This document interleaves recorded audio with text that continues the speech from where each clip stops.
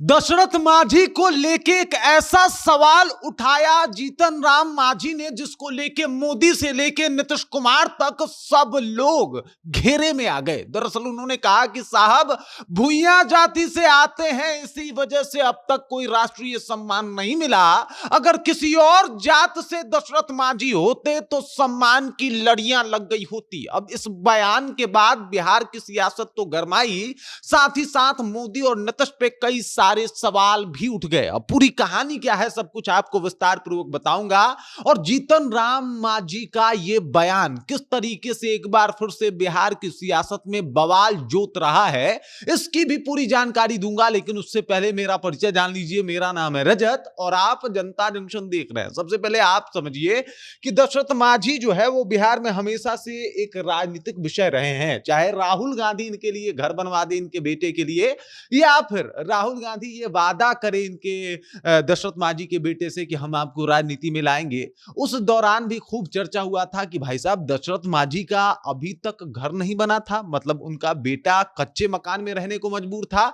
आखिरकार ऐसा क्यों हुआ? जबकि सरकारी कई योजनाएं चल रही थी, वो योजना दशरथ मांझी के घर तक क्यों नहीं पहुंचा? ये बड़ा सवाल है। उनके बेटे जो हैं वो भी लगातार इस बात को दोहराते रहे कि साहब हमारे पिता ने बहुत कुछ किया लेकिन वो सम्मान नहीं मिला। और अब देख लीजिए जीतन राम मांझी ने भी साफ तौर पे कह दिया, गया में एक जो है वो सभा को संबोधित कर रहे थे गया के अतरी में, और वहां पे जाके इन्होंने साफ तौर पे कह दिया कि साहब अगर ये किसी और जाति से होते तो सम्मान की लड़ियां लग गई होती, कई सम्मान इनको मिले होते, कई राष्ट्रीय पुरस्कार इनको मिला होता। लेकिन चूंकि ये मुसहर भुइयां जाति से आते हैं तो इनको जो है वो इग्नोर किया जा रहा है, इनको कोई पूछ नहीं रहा है, इनको कोई सम्मान नहीं मिल रहा, जो कि बहुत ज्यादा गलत है। अगर दूसरे जाति से होते तो काफी सम्मान पाते।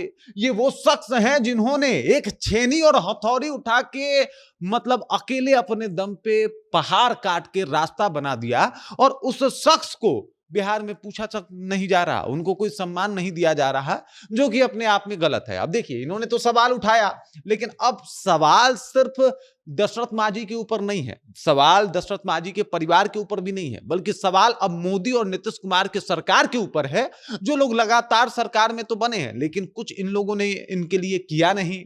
दूसरी बात यह है कि जीतन राम मांझी अगर ये बोल रहे हैं, जो कि एनडीए के खुद नेता हैं, तो मतलब अपने ही सरकार के ऊपर प्रश्न चिन्ह खड़ा कर रहे हैं कि साहब जाति की वजह से आप इनको इग्नोर कर रहे हैं क्या? जाति इनकी भुइयां है, इस वजह से आप इनको सम्मान नहीं दे रहे क्या? और अगर नहीं दे रहे तो भाई ये तो जाति के हिसाब से सम्मान बट रहे हैं क्या? दो सवाल जो है वो बड़े करे हैं, और जीतन राम मांझी के इन सवालों से मोदी जी और नीतीश कुमार दोनों घिरते हुए दिखाई दे रहे हैं। मजे की बात यह है कि दशरथ मांझी के जो बेटे हैं उनके पास कच्चा मकान था, और ये नीतीश सरकार और मोदी सरकार उनको पक्का मकान भी मुहैया नहीं करवा पाई, वो राहुल गांधी ने करवाया था। और अब देख लीजिए जीतन राम मांझी का ये बयान, तो ये सब कुछ बता रहा है कि साहब क्या अगर जीतन राम मांझी की बातें सच है तो जात देख के सम्मान दिया जाता है क्या? और अगर जात देख के सम्मान दिया जाता है तो फिर साहब सम्मान में अभी जाति प्रथा खत्म कहां हुई है? और वो भी राष्ट्रीय पुरस्कारों में अभी जाति प्रथा खत्म कहां हुई है?